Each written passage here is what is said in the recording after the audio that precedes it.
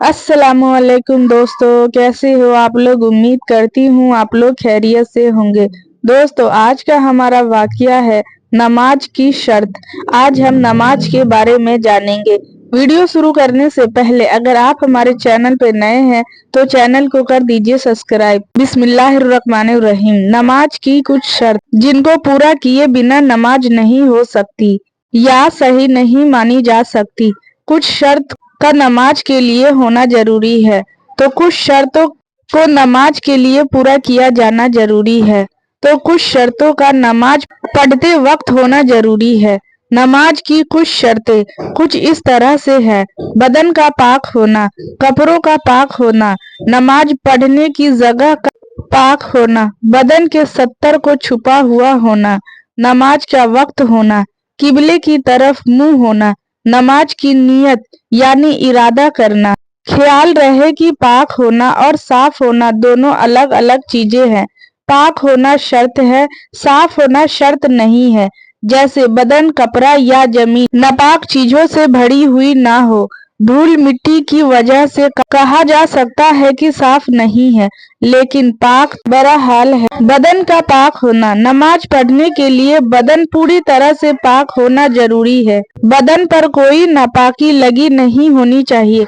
बदन पर कोई गंदगी लगी हो तो वजू या गुस्ल करके नमाज पढ़नी चाहिए।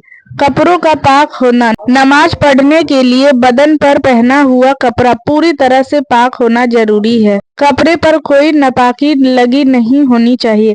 कपड़े पर कोई गंदगी लगी हो या नापाकी लगी हो तो कपड़ा धो लेना चाहिए या दूसरा कपड़ा पहनकर नमाज पढ़ लेनी चाहिए। नमाज पढ़ने की जगह का पाक होना, नमाज पढ़ने के लिए जिस जगह पर नमाज पढ़ी जा रही हो वो जगह पूरी तरह से पाक होनी जरूरी है।